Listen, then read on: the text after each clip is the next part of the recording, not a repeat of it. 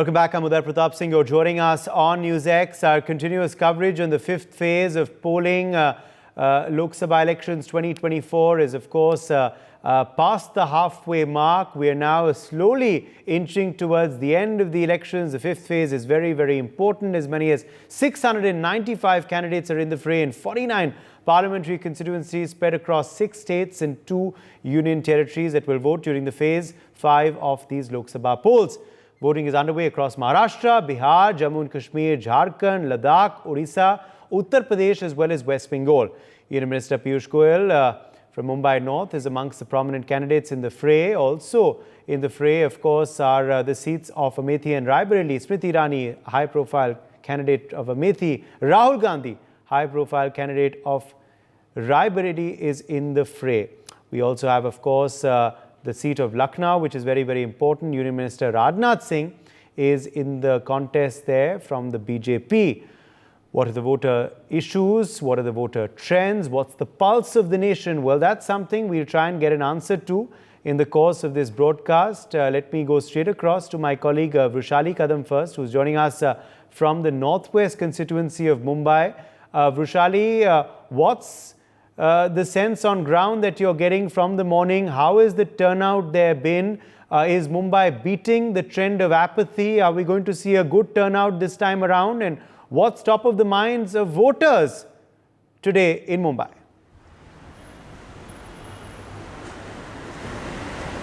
Well, let me tell you, what we have received from the Election Commission is that so far the voting percentage is not beyond 10% as also. Palghar has received 7.95%. Mumbai North, which is a very prestigious constituency for BJP, has received only 6.19% voters turnout so far. South Mumbai, a very special constituency, 5.34, a very low turnout. Not even 6% turnout so far from the South Mumbai. Same with the Northwest, 6.78. Northeast Mumbai constituency, 6.83. Mumbai North Central, 6 point. And South Central Mumbai, 7.79. So not even Mumbai has reached to 8%.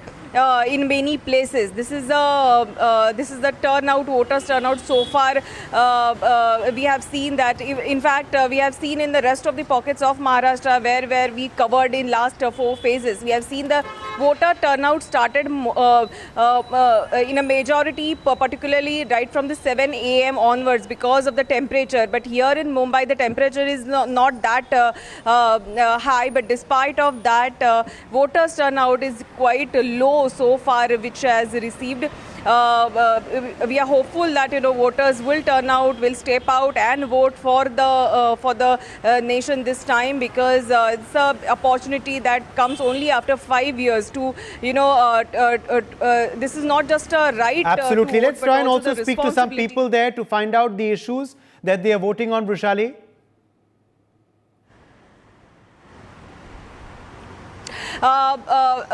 We have slightly come ahead right now, and okay, I'll come back to you. I'll allow you some time then to go to a polling booth and get us some voices. Let me quickly bring in Akshit Gupta, who is joining us live from Ayodhya. Akshit, what are you seeing around you in Ayodhya since the morning? You've of course been reporting there. You got us the interview with the BJP candidate a short while back. What are the voters' issues in Ayodhya, Akshit? Let's try and speak to some people to understand what issues they're voting on.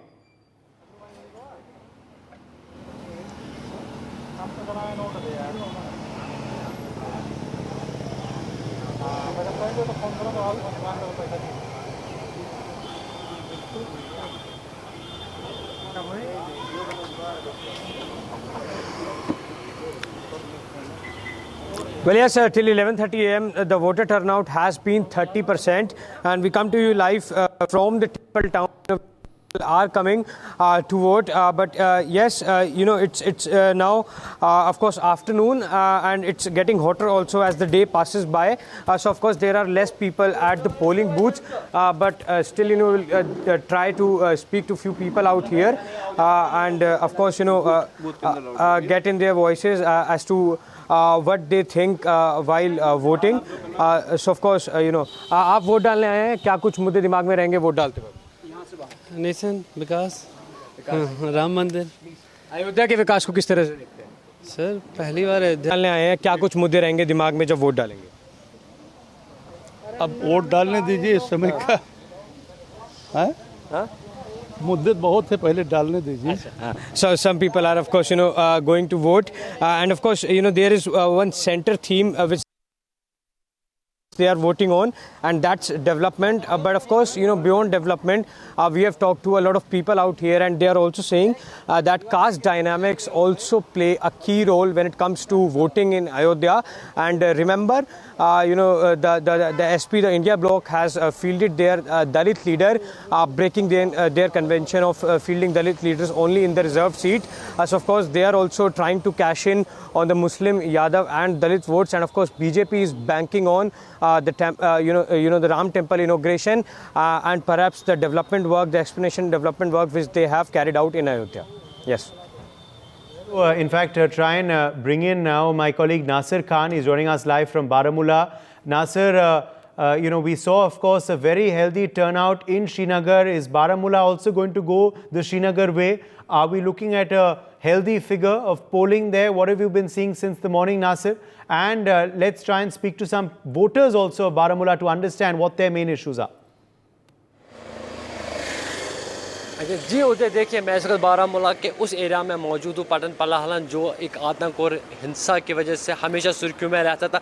ये सड़कें हमेशा जो है काली रहती थी, पथराव यहाँ पे होता था। और मेरे लेफ़्ट साइड में जो है वो पोलिंग बूथ है और राइट साइड में मेरी शॉप्स जो है वो खुली है। मैं आपको पोलिंग बूथ की तस्वीरें दिखाऊँगा। आज यहाँ पर महिलाओं की कतारें जो है वो देखने को मिली और युवा स्पेशली जो है वो यहाँ पर पहुँचे हैं, वो यहाँ पर अपना वोट जो है वो उन्होंने डाला। और मेरी कुछ युवाओं से सुबह से बात हुई। युवाओं का कहना है कि आज हम बदलाव चाहते हैं, आज हम तरक्की चाहते हैं, आज हम अमन चाहते हैं कश्मीर घाटी में। ये देखिए, ये वो पोलिंग बूथ है जो हमेशा आतंक और हिंसा की वजह से सुर्खियों में रहता था। इस पोलिंग बूथ में हमेशा पत्थरबाजी होती थी, लेकिन आज आप देख लीजिए कि कितनी क्यू जो है, लंबी कतारें लगी हुई है। स्पेशली महिलाओं की कतारें जो है यहाँ पे लगी हुई है। महिलाएं अपना वोट जो है कास्ट करने के लिए यहाँ पे पहुँची है। उसके साथ साथ पुरुष यहाँ पे पहुँचे हैं और पुरुषों के साथ अगर देखा जाएगा यंग वोटर्स जो है वो यहाँ पे पहुँचे हैं। मेरे साथ कुछ वोटर्स हैं, उनसे बात करके मैं जानना चाहूँगा कि आज जो वोट है किस मुद्दे पे उन्होंने दिया। सर, आपसे जानना चाहेंगे आपका नाम? मेरा नाम शकील खान। शकील खान, आप वोट आज दे रहे हैं, क्या मुद्दे हैं आपके? मुद्दा तो बस यही है, आज वोट एक ताकत है जो आईन हिंद ने हमको दिया है। पंडित जवाहरलाल नेहरू ने जब आईन हिंद बनाया, डॉक्टर अम्बेडकर ने, तो इससे हम अपना नुमाइंदा चुनते हैं। तो आज इसलिए हम ज़्यादा शौक से वोट डाल रहे हैं, ताकि हमारे साथ जो हुआ 2019 5 अगस्त का, उससे ताकत वोट के ज़रिए हम उसको नकारेंगे। स्पेशली अगर आपने देखा कि 2019 के बाद पहली बार जो है महिला है कतारों में आ रही है या यंगस्टर जो है वो आ रही है, कैसे इस चेंज को देख रहे हैं? क्या लग रहा है? आप कश्मीर की तस्वीर बदल चुकी है, युवा भी अब आ रहे हैं सामने। इसीलिए है ये हमारे साथ जो हमने आईन हिंद ने दिया था, एक आज़ादी दी थी हमें दफ़ा 370, और जो हमारी गारंटी थी वो हमसे छीनी गई और यहाँ हमारी असेंबली से नहीं पूछा गया। आज हम इसीलिए 14 साल के बाद हम आ रहे हैं वोट देने के लिए। और इससे पहले एक हो गया हमारा एक पार्लियामेंट का इलेक्शन, लेकिन असेंबली का आज तक अभी तक नहीं हुआ। और ये इसी के खिलाफ आप जो देख रहे हैं, उसी के खिलाफ लोग काफ़ी तादाद में निकल रहे हैं और बड़ी खुशी से बहुत पुरअमन वोटिंग हो रही है। और मैंने अभी सुना इस बूथ में 50% वोटिंग हो गई है इस बूथ में। तो इस वजह से इसीलिए आप देखो कतारों दर कतार आप लाइन में देख रहे हैं। आज अपना ये वोट एक ताकत है और ये हम आईनी इस ताकत को आज हम इस्तेमाल कर रहे हैं। उदय, मैं आपको कुछ तस्वीरें यहाँ से फिर से दिखाना चाहूँगा। ये तस्वीरें देख लीजिए, आपकी महिला एक ऐसे यहाँ पे पहुँचे, जितनी पुरुषों की कतारें नहीं है उतनी महिलाओं की कतारें हैं। महिलाएं यहाँ पे पहुँची है, यंगस्टर्स यहाँ पे पहुँचे हैं। और ये यहाँ पे इस बूथ की अगर सुबह 7 बजे से लेकर अभी तक वोटिंग परसेंटेज की बात करें, 50% से ज़्यादा वोट जो है इस पोलिंग बूथ से कास्ट हुए हैं। ये वो बोल यहाँ पर हमेशा हमें बाइकआउट देखने को मिलता था, लेकिन आज ऐसा कुछ भी नहीं देखने को मिल रहा है। आज यहाँ से दिल को सुकून देने वाली तस्वीरें जो है वो हमें उधर देखने को यहाँ से मिल रही है, क्योंकि लोग जो है लंबी लंबी कतारों में इस पोलिंग बूथ पे अपना वोट कास्ट करने के लिए आ रहे हैं और आतंक और हिंसा को छोड़कर अमन और शांति के लिए अपना वोट जो है यहाँ पे कास्ट कर रहे हैं। चाहे हम बारामूला की बात करें या श्रीनगर टर्नआउट की बात करें, श्रीनगर में भी 20 साल का रिकॉर्ड जो है वो टूट चुका था। आज बारामूला में भी अभी तक पूरे बारामूला ज़िले की अगर बात करेंगे तो 25% से ज़्यादा पोलिंग जो है वहाँ पे कास्ट किए गए अपने वोट्स, और आज भी अगर देखा जाएगा लंबी लंबी कतारों में लोग जो है वो आ रहे हैं। बहुत अच्छी बात है, बहुत अच्छी बात है ये नासिर, कि जैसे आप कह रहे हैं जो पोलिंग बूथ्स एक ज़माने में सुनसान होते थे वहाँ आज लोग ही लोग आपको नज़र आ रहे हैं। वक्त अब हो चुका है 12 बजने का और अभी भी बहुत लोग वहाँ कतारें में हैं। उम्मीद करते हैं कि ये कतारें जो हैं वो पूरे दिन भर आपको वहाँ दिखे। हम आपके पास वापस लौटेंगे। फ़िलहाल हम सीधा अमेठी चलते हैं। अमेठी उत्तर प्रदेश भी बहुत ही महत्वपूर्ण सीट है। Kanika Katiyar, my colleague, is joining us live from Amethi. Amethi, of course, is seeing a very interesting contest between Smriti Irani of the BJP and KL Sharma of the Congress. Kanika, what have you been seeing in Amethi since the morning? How has the turnout been so far? And what are the main voters' issues there? Let's try and speak to some people to find out. देखिए बिल्कुल उदय, अमेठी की बात करें तो अमेठी अपने आप में बड़ी हॉट सीट है, क्योंकि यहाँ से स्मृति ईरानी जो है बीजेपी की दूसरी बार उम्मीदवार के तौर पर चुनाव लड़ रही हैं। उनके सामने कांग्रेस पार्टी ने किशोरी लाल शर्मा को टिकट दिया है और उम्मीदवार बनाया है। हालांकि बैटल ग्राउंड की बात करें तो लगातार तमाम पार्टियों ने बहुत धुआंधार प्रचार किया और स्मृति ईरानी ने लगातार जो है तमाम अपनी जो काम किए उनके बारे में बार बार बातचीत की। लेकिन मैं आपको एक इंटरेस्टिंग बात बताना चाहूँगी। इस वक्त जो मैं मौजूद हूँ वो पोलिंग बूथ जो है वो पिंक पोलिंग बूथ है और यहाँ पर जिस तरह से पोलिंग बूथ को डेकोरेट किया गया है ये बहुत इंटरेस्टिंग चीज है। इसके अलावा मैं आपको एक चीज दिखाना चाहूंगी, क्योंकि हम दर्शकों को हर पिक्चर जो है दिखाते हुए नजर आ रहे हैं। जो भी यहाँ पे वोटर्स वोट कर देने आ रहे हैं वो यहाँ पर आकर अपने सिग्नेचर भी कर रहे हैं। इस तरह का जो डिस्प्ले है वो यहाँ पे लगाया गया है। इसके अलावा जो है पूरे पोलिंग स्टेशन को बहुत डेकोरेटिव जो है सजाया गया है। तमाम जो बैलून्स वगैरह है उसके तहत जो है सजाया गया है। सिटिंग अरेंजमेंट जो है वो करवाई गई है। अच्छा, आप वोट डाल के अंदर से आई हैं, आपका नाम क्या है? मेरा नाम महिमा है। ओके महिमा, आपने वोट जो डाला है, कास्ट किया है, क्या इशू सोच के आपने वोट कास्ट किया अपना? कुछ नहीं, वोट देना हमारा अधिकार है तो हमें वोट देना ही चाहिए। देना चाहिए। सरकार से क्या उम्मीदें करती हैं कि जिनको भी आप चुनती हैं, क्या जो आप एक्सपेक्टेशन उनसे रखी हैं वो पूरी होंगी? बिल्कुल करते हैं। हाँ करते हैं। अच्छा, चेंज आया है अमेठी में कुछ 5 सालों में? हाँ, चेंज तो आया है। ओके, इसके अलावा कोई और इशू आपके माइंड में? कोई इशू ऐसा कुछ नहीं, सब कुछ बढ़िया चल रहा है। हाँ ठीक है। ओके ठीक है। तो उदय, मैं आपको तस्वीर दिखाना चाहूंगी, क्योंकि अब 12 बजे का समय है, धूप जो है वो बढ़ गई है, टेम्परेचर बहुत ज़्यादा है। इस वजह से लोग जो है अब ज़्यादा घर से बाहर नहीं निकल रहे हैं। लेकिन कुछ लोग आए हैं, मैं इनसे पूछ लेती हूँ। मैम, आप वोट कास्ट करने वाली हैं, वोट डालने वाली हैं, आपका नाम क्या है? रानी देवी। ठीक है मैम, आप क्या सोचकर इस बार वोट देने वाली हैं? क्या मुद्दे आपके जहन में हैं? क्या बताएं हम आपको? महंगाई, बेरोजगारी, क्या परेशानी है आपके मन में? जी, हमारे भाई बहुत दुख हुआ है इस बात के लिए, जब से ये मोदी सरकार आई। हमारे पति जो थे, शिक्षा मित्र थे, वो जो है ख़त्म हो गए। इन्होंने जो है हम सबको कुछ नहीं दिया, जो है हम दोबारा शादी किए हैं बहुत दुख से। हाँ जी। इसके अलावा मैम कोई और परेशानी की? बेरोजगारी है, महंगाई? जी बहुत महंगाई है। हम 2000 रुपये में रसोइयाँ हैं, जो है उसमें कोई वो नहीं है, बढ़ोतरी नहीं हो रही है। तो मुद्दों पर इस बार वोट देंगी आप? जी सर। ठीक है, मेरे साथ उदय कुछ और लोग भी हैं, अभी ज्वाइन किया है इन्होंने, जा रहे हैं वोट डालने के लिए। सर, आप वोट डालने जा रहे हैं अंदर, क्या सोचकर इस बार आप वोट कर रहे हैं? विकास के लिए सोच रहे हैं कि विकास हो। विकास है नहीं है धरातल पे विकास नहीं है। हाँ। सिर्फ जो है पेपर में जो कुछ निकालते रहते हैं, तो कुछ है नहीं विकास के नाम पे। महंगाई बहुत ज़्यादा है, बेरोजगारी बहुत ज़्यादा है। 48 लाख कारखाने बंद हो चुके हैं। 48 लाख कारखाने जो है हिंदुस्तान के अंदर बंद हो गए हैं। इससे बेरोजगारी बहुत बढ़ गई है। कितने कारखाने बंद हो गए हैं, बेकारी हो गई है, सब भाग के अपने घर अपने वतन चले आ रहे हैं देश प्रदेश से। लोग बहुत परेशान हैं। लोग परेशान हैं। आप कह रहे हैं बेरोजगारी एक बड़ा मुद्दा है। मैं अमेठी की बात कर रही हूँ कि हम लोग अमेठी में मौजूद हैं। आपको 5 साल में आप यहाँ पे रह रहे हैं, आपको कोई चेंज दिखा? क्योंकि स्मृति ईरानी यहाँ दोबारा कॉन्टेस्ट कर रही है। चेंज नहीं हो पाया। जो विकास था राजीव गांधी ज़माने से, संजय गांधी ज़माने में जो कुछ हुआ है यहाँ पर, है तो आप किसी किस्म के जो है एशेल वगैरह हुआ, BRO बना यहाँ पर, है भर्ती होती थी मिलिट्री वगैरह की। अब वो सब कुछ है ही नहीं है। कुछ समझ में नहीं आ रहा क्या हो रहा, कुछ नहीं, कोई काम दिखाई नहीं। सिर्फ सड़कें वगैरह जो है ये कुछ दुरुस्त हुई हैं, बनी है। क्या अपेक्षाएं करते हैं, क्या उम्मीद करते हैं कि आने वाली सरकार क्या उनको काम करने चाहिए? और एक और बड़ा सवाल है, इस चुनाव में हमने देखा है कि कई मुद्दे आए हैं, लेकिन एक बार कई ऐसे ऑपोजिशन की पार्टीज उन्होंने कहा है कि हिंदू मुस्लिम भी बहुत ज़्यादा हो रहा है। मैं इसलिए पूछ रही हूँ क्योंकि क्या ये वाकई आपके जहन में बात है कि इस सरकार में ऐसा कुछ हुआ है? नहीं, इसमें कुछ नेता लोग जो है भाजपा के कुछ जो है अपना जो है उल्टा सीधा बयानबाजी करते रहते हैं, हिंदू मुसलमान करते रहते हैं, लेकिन और पार्टियों में बात नहीं है। सिर्फ ऐसा है इसमें भाजपा में ही जो है लोग जो है तमाम तरह की बातें करते रहते हैं, अलगाववादी। कर रहे हैं सरकार जो जिनको चुनेंगे उनसे क्या एक्सपेक्टेशन है आपके? हम चाहते हैं कि विकास हो यहाँ का, है, और अच्छी तरह से लोग मिलजुल कर सब लोग रहें भारत के अंदर, किसी किस्म कोई नफरत न फैले, कोई किसी किस्म बवाल न हो कहीं पर, सब अच्छी तरह से लोग रहें। ठीक है, आपको जो लोग सुन रहे हैं, देख रहे हैं, उनके लिए क्या अपील करना चाहेंगे, क्योंकि लोकतंत्र का ये महापर्व है, क्या कहना चाहेंगे? मैं चाहता हूँ कि लोग जो है वोट करें और खूब भरपूर वोट करें। ठीक है, हाँ, दिल से लोग बाहर निकले और भरपूर मतदान करें, ये इनकी अपील है। मैडम भी साथ में हैं, आप भी वोट करने जा रही हैं, तो इतनी लेट क्यों आना हुआ, पहले तो मैं ये पूछना चाहूंगी। बकरी वकरी चरा वगैरह। अच्छा, घर के काम भी करने थे। क्या सोचकर आप इस बार जो अपना वोट डालेंगी, क्या सोचकर वोट डाल रही हैं? और तो जो हमेशा पड़ता है वैसे डाल रहे हैं। क्या मुद्दे जहन में? क्या मुद्दा कुछ नहीं है, महंगाई उतनी है, गरीबी है, 4 लोग को राशन मिलता है, 9-10 लोग घर में हैं हम, जब से लॉकडाउन हुआ जब से नहीं मिल रहा है। हाँ, 4 लोग को राशन मिलता है, हाँ, कमाई अपनी कोई नौकरी नहीं है सरकारी, ऐसे रोजगार एक बड़ा मुद्दा ऐसे है बस। क्योंकि आप महिला हैं, घरेलू महिला हैं, घर चलाती हैं, आपको लग रहा है कि महंगाई भी एक बड़ा मुद्दा है इस बार चुनाव में? महंगाई है और कोई नौकरी नहीं है हमारे आदमी के साथ, मतलब जैसे खाना वाना पकाते हैं, हलवाई वलवाई काम ऐसे करते हैं, बच्चे लोग कोई बेरोजगार हैं।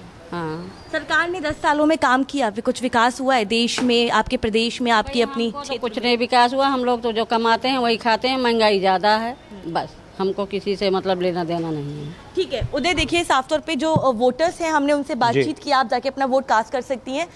बेरोजगारी, महंगाई, जैसे कि आपने सुना, तमाम मुद्दे हैं। इसके अलावा अमेठी में अगर मैंने सुबह से जो लोगों से बातचीत की है, तमाम जो वोटर्स आए हैं, उनका भी यही कहना है कि डेवलपमेंट एक बहुत बड़ा फैक्टर है। हालांकि डेवलपमेंट की जब बात करें तो इंफ्रास्ट्रक्चर केवल डेवलपमेंट में नहीं आता, तमाम बहुत सारी चीजें हैं, लेकिन इस वक्त क्योंकि उदय 12 बज गए हैं, बहुत टेम्परेचर ज्यादा है, 40 डिग्री सेल्सियस का यहाँ पे टेम्परेचर है, बहुत कड़ी धूप है, इसीलिए कम वोटर्स जो है वो बाहर निकल रहे हैं। इंतजार हमें करना पड़ेगा उस शाम की तस्वीरों का कि क्या इसके बाद मतदान में बढ़ोतरी होती है। मैम, आप वोट डालने वाली हैं, जा रही हैं अंदर, क्या सोचकर मैम इस बार आप वोट कास्ट करेंगी अपना?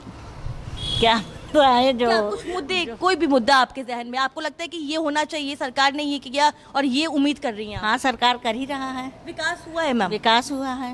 अच्छा, अमेठी में कुछ बदलाव देखा आपने? बदलाव तो है ही है जी। तो क्या अपेक्षाएं रखती है सरकार से? अरे कम, अब क्या हम बताएं। क्योंकि आप महिला हैं, मैं बोलिए। चलिए, कोई नहीं, संकोच कर रही हैं। सर, आप बताइए, आप वोट डालने आए हैं, क्या इश्यूज रहेंगे? सुरक्षा मेन मुद्दा है, और इस सरकार में सुरक्षा बहुत अच्छी तरीके से थी और आगे सुरक्षा रहे, इसलिए इस सरकार को। और राष्ट्रीय मुद्दे क्या देखते हैं आप अपनी तरफ से?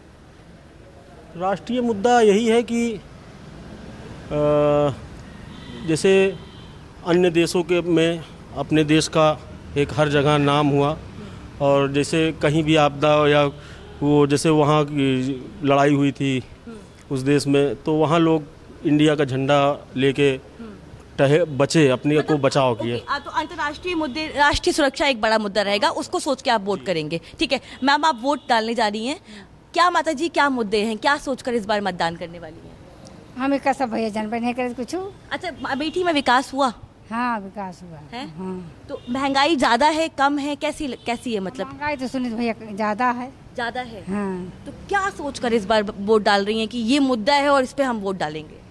हमका वोट डालने से मतलब है और हमको कोनो मतलब नहीं है। वोट डालने से मतलब है। तो काहे आप इतनी देर से आई हैं? अब क्या करी, जो टाइम लगता वाइन ठीक है। देखिए उदय, कई लोग जो हैं वो भी आ ही रहे हैं। हालांकि हम जिस बात का जिक्र कर रहे थे बार बार कि दोपहर हो चुकी है, टेम्परेचर बहुत ज़्यादा है, ह्यूमिडिटी हो रही है, इसलिए लोग जो है अब बहुत फूक फूक के कदम रख रहे हैं। हालांकि सुबह जब हम पोलिंग कैंप्स पे थे, बूथ पे थे, तो वहाँ पर हमने एक एनर्जेटिक जो वोटर है उनका वो रवैया देखा था। कतारें लगी हुई थी लंबी लंबी, चाहे वो महिलाएं हों, और खास तौर पर फर्स्ट टाइम वोटर्स जो है इस बार अमेठी में, जितने लोगों से मैंने बातचीत की है, महंगाई और अनएम्प्लॉयमेंट एक बड़ा इशू, ये बड़े मुद्दे हैं। कनिका, आप नजर बना के रखें पोलिंग पर, हम आपके पास वापस लौटते रहेंगे। Amethi, of course, is an important high-profile seat, but let's take a look now at how the voter turnout is all across the country. It's nearing, of course, noon. So, how have the morning hours been so far? My colleague Asavri has the details. Well, thank you so much, Uday. Of course, our reporters have been there, they're giving us an understanding on the voters' pulse, but let's now facilitate that with some figures that we have over here. So, as far as Amethi is concerned, at this point of time, as of 11 a.m., 27.20% voters have cast their votes. When we talk about Raebareli, 28.10% have cast their votes up until 11 a.m. Now, shifting our focus to Lucknow, 22.11% voters have cast their votes up until 11 a.m. Now, Faizabad viewers, 29.05% voters have cast their votes up until 11 a.m. Now, shifting our focus to Maharashtra, where Mumbai North Central, there has been 15.73% voters who have gone up until 11 a.m. They have cast their votes. As far as Mumbai North is concerned, 14.71% voters have cast their votes. Shifting our focus to Kalyan over here, 11.46% voters have cast their vote. Now, when we shift our focus to West Bengal, looking at Hooghly, 33.78% voters have cast their votes up until 11 a.m. West Bengal, we of course have Srirampur over here, 31.74%. It's a substantially better numbers that we're seeing in West Bengal. Howrah over here, 30.89% up until 11 a.m. So the figures are there in the 30%. Again, we have Barakpur over here, 29.9%. So again, as I was saying, around roughly 30% is being seen in West Bengal. Shifting our focus to Jammu and Kashmir, where in Baramulla, 21.37% voters have cast their votes. Of course, we have over here Mohanlalganj, where 28.52% voters have cast their votes up until 11 a.m. We of course have Ladakh over here, viewers. 27.87% voters have already cast their votes. Shifting our focus to Bihar, where in Saran, 20.75% voters have cast their vote. As far as Bihar is concerned, Hajipur over here, 17.36% voters have cast their votes. Uday, back to you. All right, Asavri, thank you for joining us with those updates. And of course, we'll keep coming back to you for further details. We are, of course, also being joined, though, now by Swati Chandrasekhar, Congress spokesperson, Dr. Suvrakamal Datta, political analyst, is also with us live. Madhav Nalapat, editorial director of the Sunday Guardian, also joins us on the broadcast. Madhav Nalapat, let me quickly come across to you first on what you believe are the dominating issues for the fifth phase of election. It's past the halfway mark now. What do you believe are the main issues that will be on voters' minds in your analysis today? Well, the main issue is clearly going to be which government is going to ensure a better life for them in the next 5 years. They have studied what is happening in the last, say, 20 years, and they would like to basically make an assessment as to which of these two competing blocks is going to give them a better life in the next 5 years, because everyone wants a better life. At the same time, you have this issue of inflation, you have this issue of many youths not yet securing jobs, and one problem is that the job is defined essentially as job in government. And you have a situation where, the role of government is being reduced and the role of the private sector is increasing. So I think that particular focus needs to be there among the youth as well. And therefore, when there's an expansion of private sector jobs, well, then they will quickly forget about government jobs and they will come to the private sector. So I think the main issue, frankly, is the next 5 years, which of these two governments is going to be able to provide greater development, greater facilities during the next 5 years. And I think they'll be looking very clearly at both the policies as well as the leadership. Now, in the case of BJP, you have an acknowledged leader in Narendra Modi. In the case of the INDI alliance, well, there is no real acknowledged leader as such, although Rahul Gandhi is trying very hard to be the prime minister in waiting. So from various points of view, the voter is going to look, and what he's going to look at is not his prospects. Judging the prospects for last 20 years, what will be the prospects for the next 5 years, and which of these two formations will give a better life in the next 5 years? Right, absolutely. Let me quickly get in now Dr. S.K. Datta as well. Dr. S.K. Datta, important seats, of course, going to polls this time. Which do you believe is the VIP seats that you are most interested in, that you are closely watching, for the result, which they will throw up on the 4th of June? Which are the most interesting contests for you this time? Amethi, Raebareli, Mumbai Northwest. Of course, together with that, the seats in Bengal, and a couple of more seats like Ayodhya. That's another very important seat. I am also seeing a very interesting contest happening in Baramulla. And the turnout in Baramulla seems to be very significant, so that itself is a seat to be watched. So there are seats which are spread across the country which are of interest for me. And Raebareli is, of course, a special focus for me. And I would be very, very excited to see the final outcome in Raebareli on the 4th of June.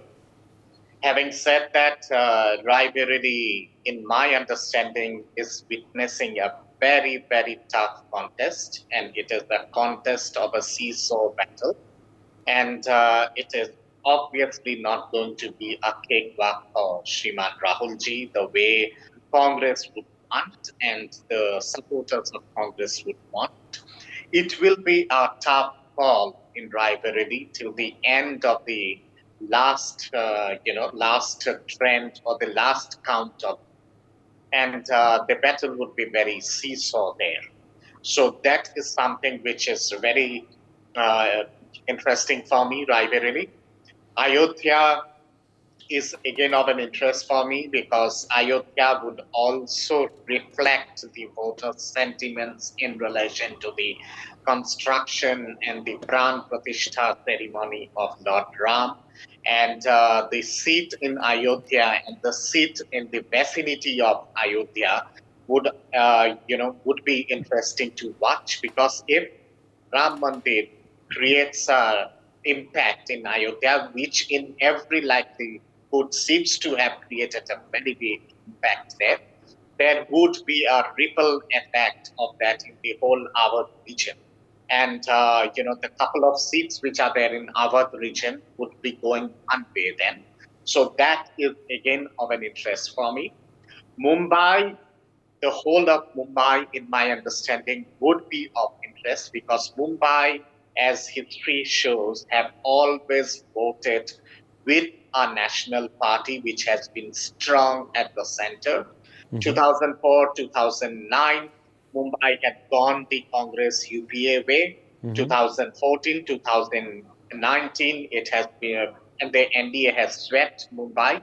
And I think that trend will get, reflected this time also, because as I understand, as Professor Nalapatji was also mentioning, that there is, a very, very strong dynamic leader in the BJP and NDA under the Prime Minister, Narendra Modi ji. He has got an international aura and an international image.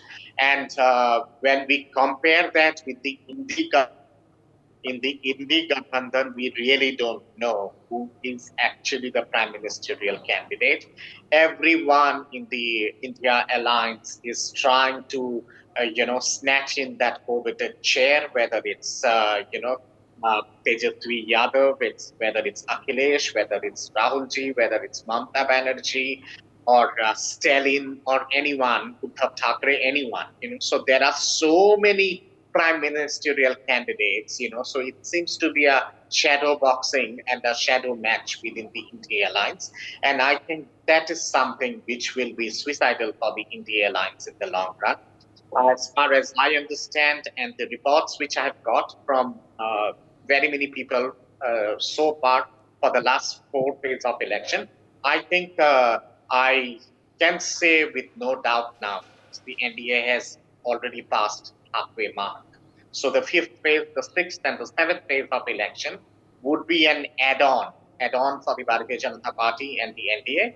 It depends on how much BJP is able to catapult Okay, on that. I'm sure Swati Chandrasekhar of the Congress would want to respond to that. Swati, please go ahead and respond to Dr. S.K. Datta. But also, Swati, what's your sense of the main issues that you believe have dominated this election so far, and what you believe will be weighing on the minds of the voters today in this 5th phase of the Lok Sabha polls? Yes, before I get into the issues, I think Dr. Datta in his childhood days has played more of musical chair, and that's why he's not able to come out of that, memories. And he's telling that India Alliance leaders are, fighting over the chair. I'm very sorry. We are very clear. We have very clearly mentioned that this elections, we are trying to place democracy on that chair. It's not that we are trying to play a musical chair. And we want to, ensure that India, Bharat is safe under the hands of India Alliance and not under the dictatorship of BJP. So coming to the main point, I'm sure,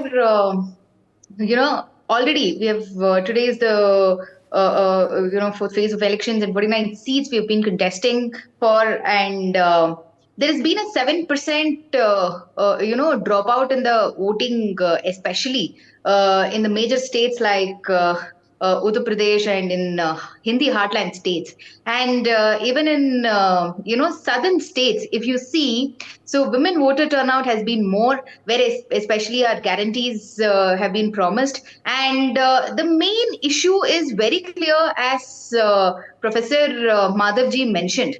It's more about inflation. It's more about job creation. It's more about what exactly government is doing in this sector, rather than, selling everything to Ambani and Adani. We're definitely not against capitalist mindset, but the way country is heading to, I think this is not something that is acceptable by India Alliance, and that is what we have been fighting for. But I'm sure where BJP is not showing its report card, where BJP is not trying to prove what it has done in the last 10 years, where Honorable Prime Minister Modi is not able to show in front of the people of this country what his report card is, what he has done, what about the infrastructure, how many jobs created, what is the result of GST, where is the black money. So he has been going on talking about Mangal Sutra, he is talking about Muslim League, he is talking about Ghuspetia, he is talking about all nonsense things on this earth.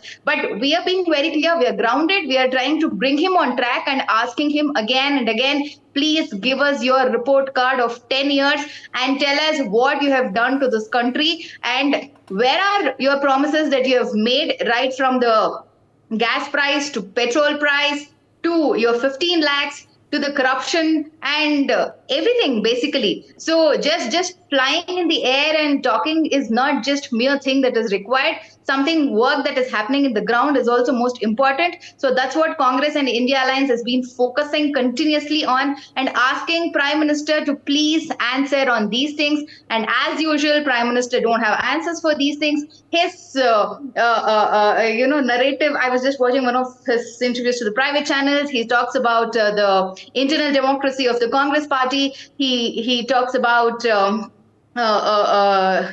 way Congress party tried to reach the helm of the affairs during UPA. I mean, instead of talking all these things, instead of talking Nehruvian era, instead of talking Indira Gandhi's era, I think it's better Prime Minister Modi should focus exactly on what he has done in 10 years for India, and let him go to elections on this, at least in the last few days, whatever is left. Okay, let's quickly now break down a couple of main states with Professor Nalapath and main seats. Let's talk about Mumbai first very quickly with you, Professor Nalapath, and then I'd also like you to address Lucknow, Raebareli, because Mumbai, of course, is the capital of Maharashtra.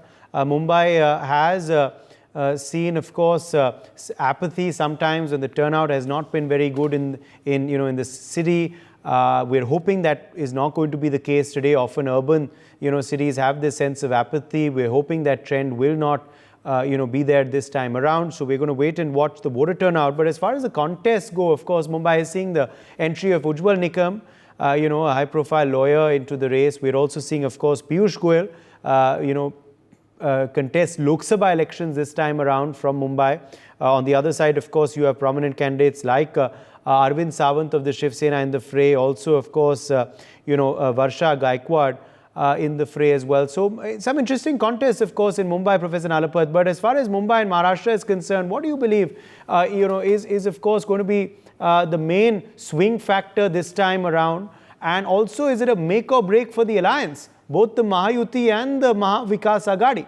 Because, both parties, be it the Shiv Sena and the NCP, contesting a Lok Sabha poll for the first time after the split. Well, look, Uday, the fact is that the main engine driving the poll campaign of the NDA is Prime Minister Modi. There's no question about that.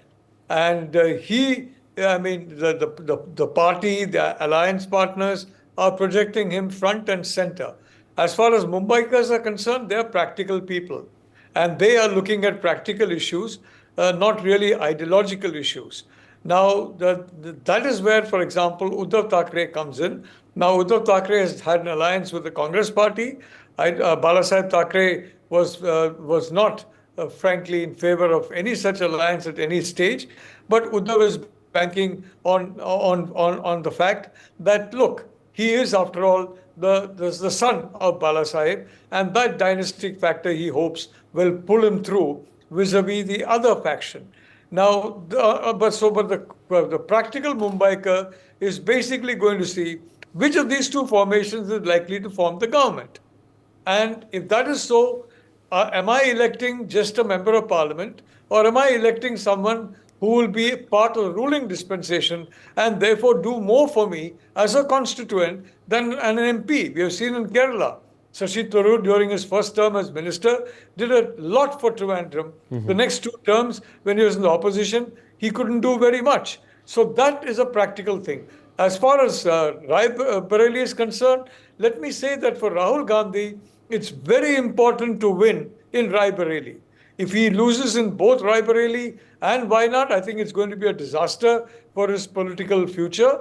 I'm not really sure how easily he's going to recover from that knock. But even winning Wayanad and losing Raebareli will be a problem for him, for a simple reason that UP is so crucial in the calculus of a national poll. So for Rahul, cracking the code on the Hindi belt is very, very important. That's why Mrs. Gandhi deliberately chose Raebareli, which she saw as an easier seat than a safer seat than Amethi, to contest.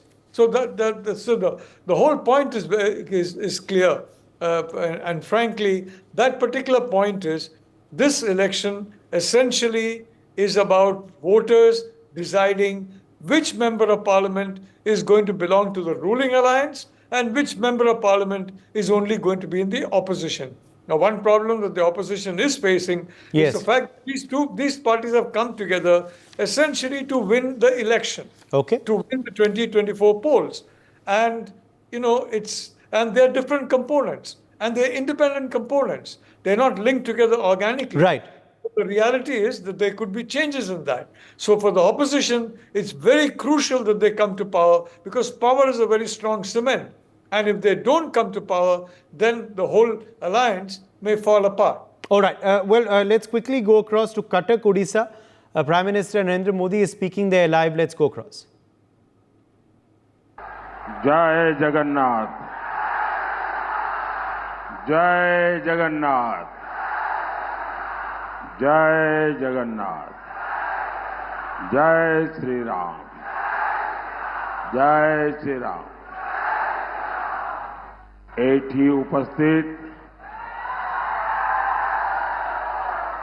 समस्त मान्यगण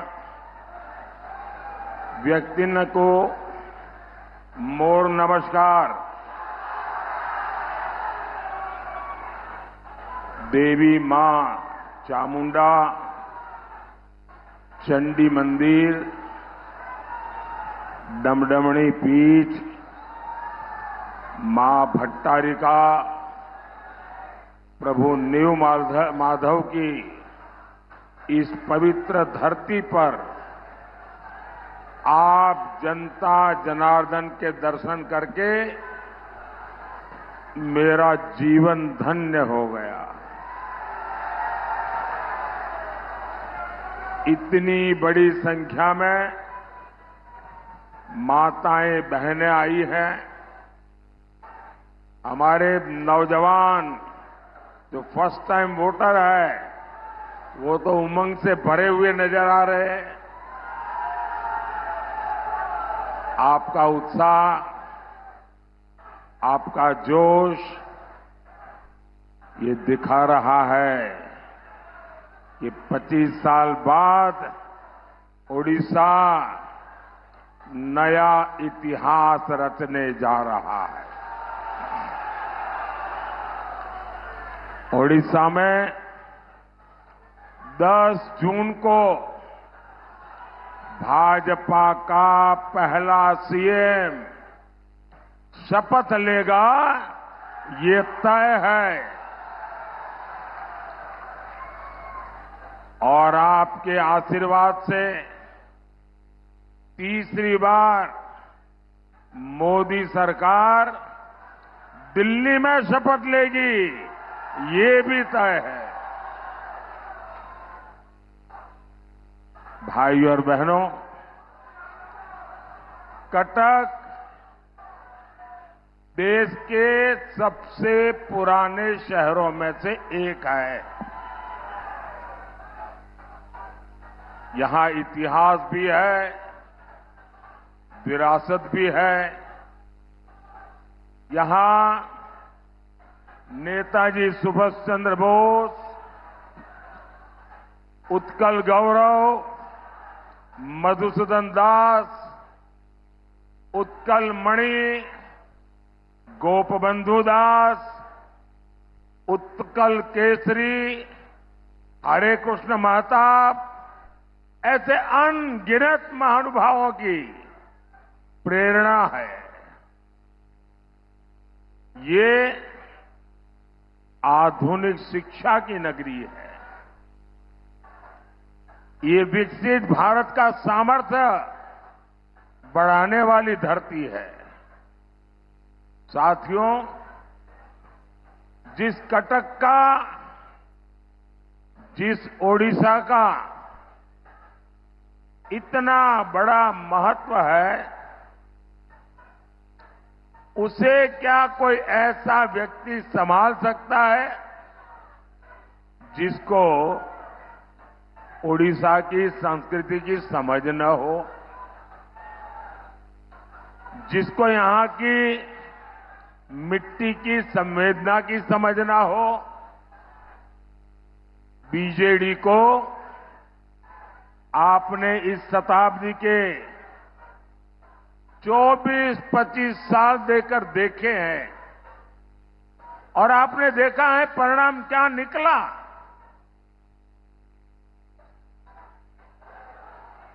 अब अगले 25 वर्ष उड़ीसा के विकास के लिए बहुत जरूरी है। यहां बहुत सारे लोग अपने कुछ न कुछ चित्र, पेंटिंग लेकर के आए हैं। जरा एसपीजी के लोग सारा कलेक्ट कर लीजिए। जो नौजवान और बच्चे कुछ लाए हैं, पीछे अपना नाम पता लिख दें, मैं जरूर आपको चिट्ठी भेजूंगा।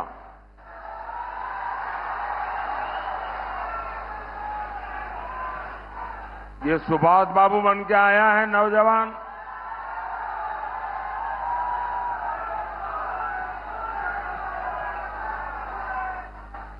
बोलिए भारत माता की, भारत माता की। जिसको जो देना है अभी दे दो, बाद में मुझे कोई रह जाए ऐसा ना हो।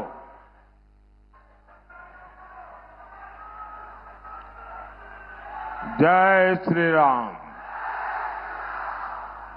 जय श्री राम।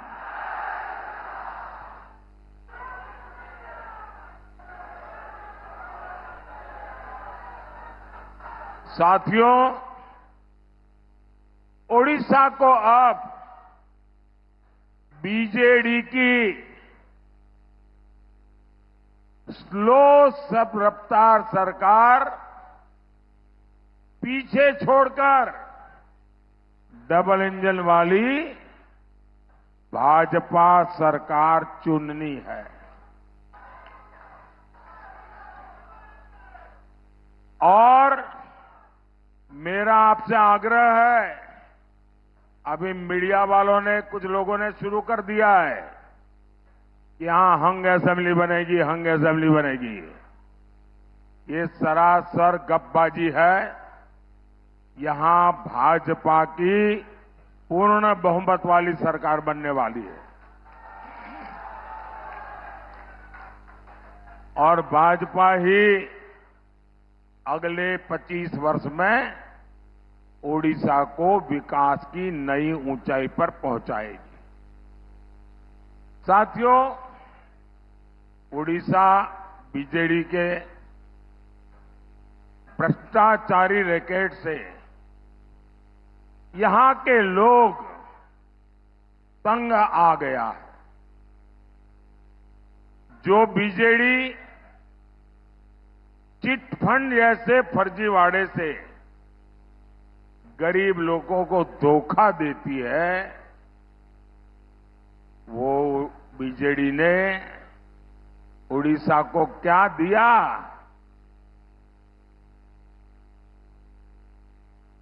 अगर बीजेडी ने उड़ीसा को दिया है तो लैंड माफिया दिया है, सैंड माफिया दिया है, कोल माफिया दिया है, माइनिंग माफिया दिया है और बीजेडी के विधायक और मंत्री 24/7 इसी में लगे हुए हैं। अब ऐसे में यहां इंफ्रास्ट्रक्चर का विकास संभव है क्या? संभव है क्या? यहां इन्वेस्टमेंट आ सकता है क्या? यहां रोजगार बन सकता है क्या? मैं तो हैरान हूं। मेरे यहां गुजरात में शायद उड़ीसा का कोई ऐसा ब्लॉक नहीं होगा वहां के लोग गुजरात में आकर के रोजी रोटी न कमाते हो। जो प्रदेश इतना समृद्ध है, उस प्रदेश को ऐसे बर्बाद करने वाले लोगों को ये चुनाव तो सजा करने के लिए चुनाव है उन लोगों को।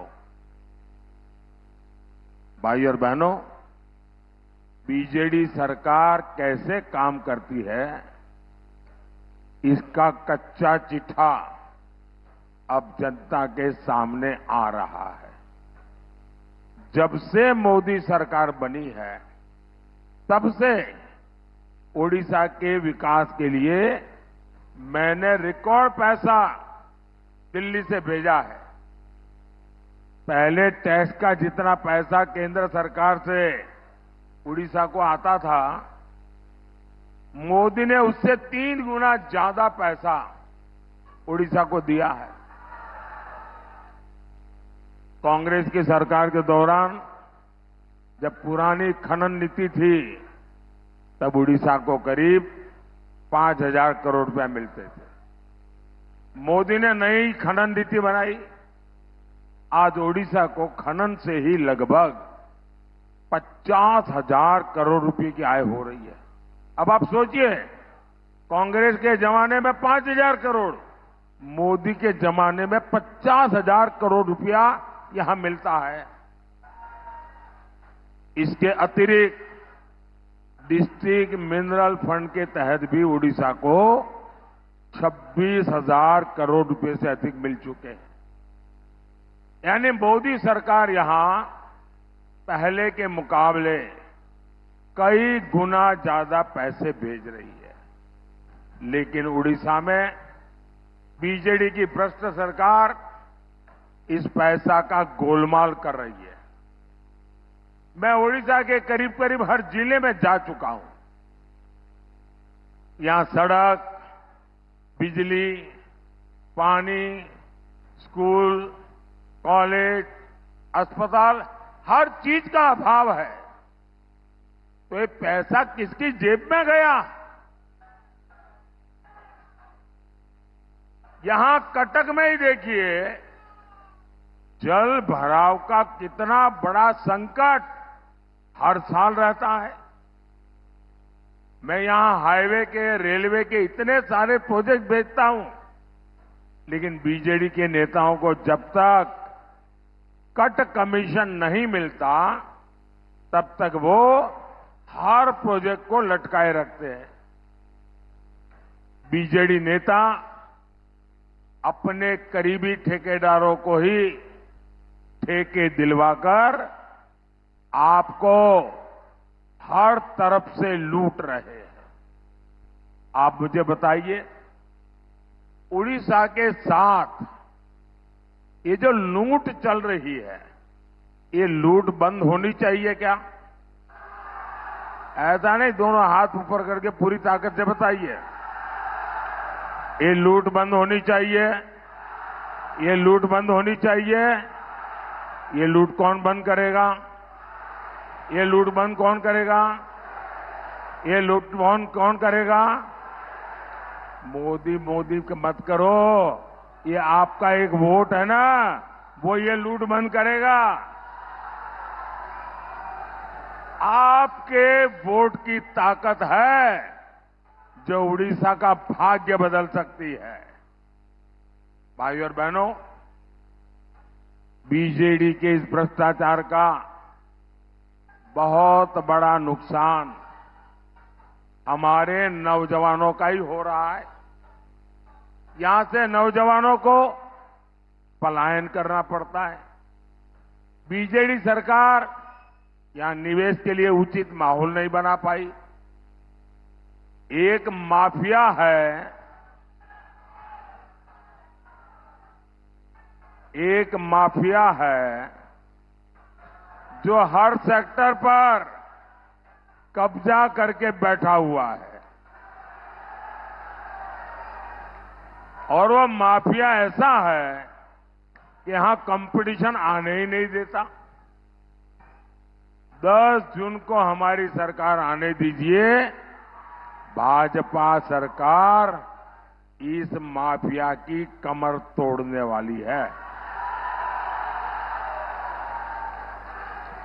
साथियों, मोदी सरकार शिक्षा, कौशल, विकास और आत्मनिर्भर भारत पर बल दे रही है। 10 साल में ओडिशा को IIM, IISER Berhampur, institute of chemical technology Bhubaneswar, ऐसे अनेक संस्थान मिले हैं। टेक्नोलॉजी और टेक्सटाइल से लेकर इथेनॉल तक हर सेक्टर में मोदी सरकार ने बड़े लक्ष्य रखे। इससे कटक में भी उद्योगों की संभावनाएं बढ़ेगी।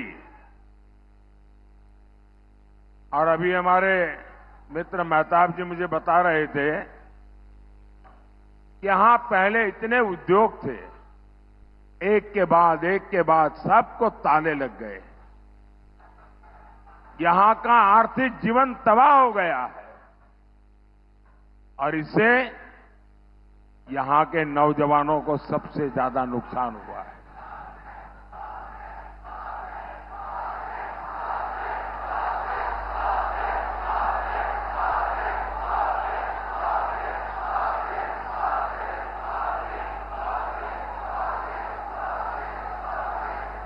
और इसलिए साथियों,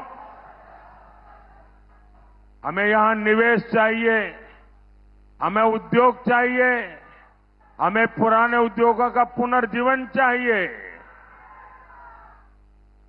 साथियों। और वो जब होगा, और मैं आपको दिलाता हूं विश्वास, ये भाजपा में ताकत है, वो कर सकती है।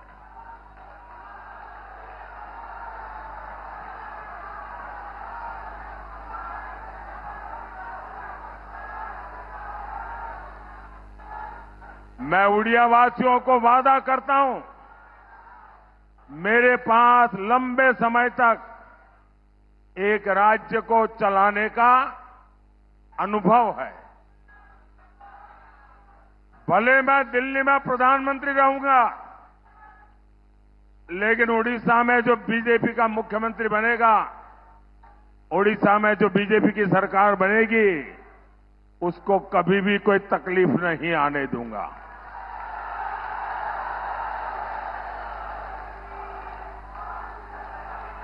साथियों, बीजेडी सरकार को कटक के लोगों की परेशानी से कोई सरोकार नहीं है। कटक चारों तरफ नदियों से घिरा है, लेकिन यहां पीने के पानी की समस्या है। मोदी नल से जल देना चाहता है, लेकिन ये रोड़े अटकाते हैं। मोदी ने देश के गांव और शहरों में गरीबों के लिए 4 करोड़ पक्के घर बनाए हैं। आने वाले समय में 3 करोड़ नए घर बनाने की गारंटी दी है। ओडिशा में भी करीब 30 लाख गरीबों के नए घर बने हैं। लेकिन बीजेडी आपके लिए नए घर बनाने में लगातार अड़चनें पैदा कर रही है। गरीब को पक्का घर मिलने से रोके, ऐसा काम आपका दुश्मन ही कर सकता है। भाइयों बहनों, आप यहां डबल इंजन की भाजपा सरकार बनाएंगे तो आपका बिजली का बिल 0 होगा।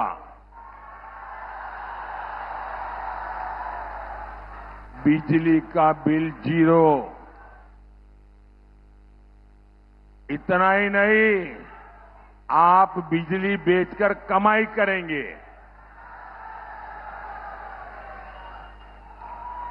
और ये कमाल मोदी सरकार की जो पीएम सूर्यघर मुफ्त बिजली योजना से है, उससे होगा।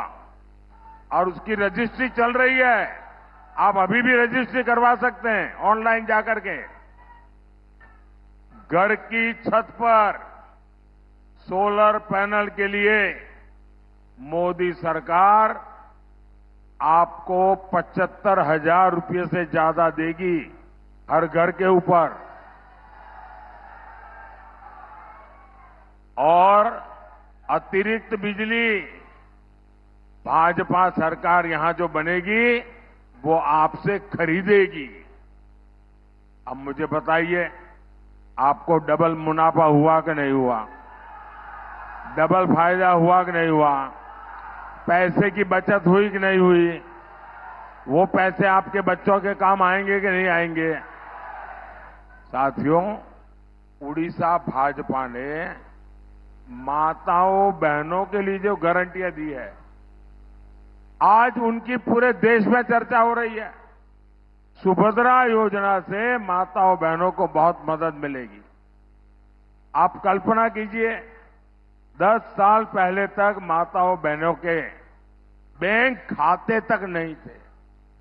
अब ऐसी ऐसी शानदार योजनाएं भाजपा हमारी माताओं बहनों के नाम पर ला रही है। मोदी की एक और गारंटी, देश की 3 करोड़ बहनों को लखपति दीदी बनाने का मेरा संकल्प है।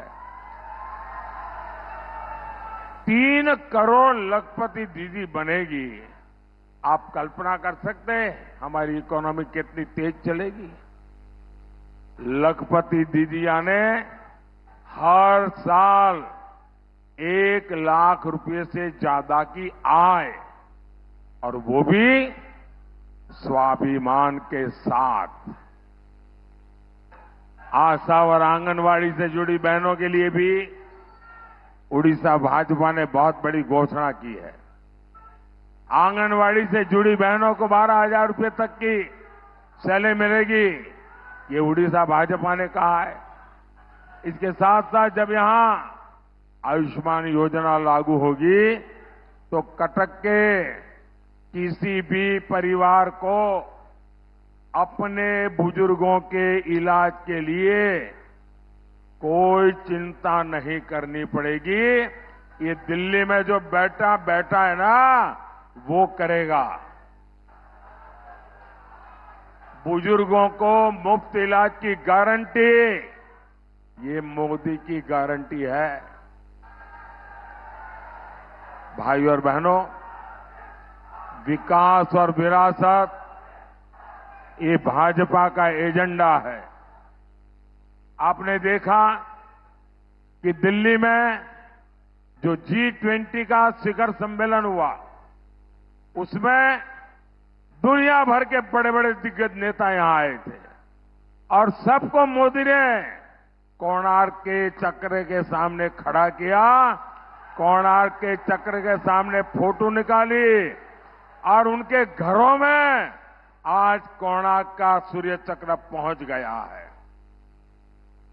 इससे पूरी दुनिया में कोणार्क का गौरव बढ़ा है। लेकिन बीजेडी सरकार को उड़ीसा की धरोहर की कोई चिंता नहीं है। जगन्नाथ जी के श्री रत्न भंडार को लेकर जो कुछ हो रहा है, उससे पूरा उड़ीसा बहुत गुस्से में है।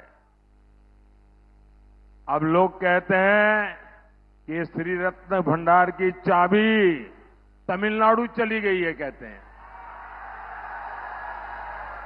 For more such videos, subscribe to the NewsX YouTube channel, hit the bell icon.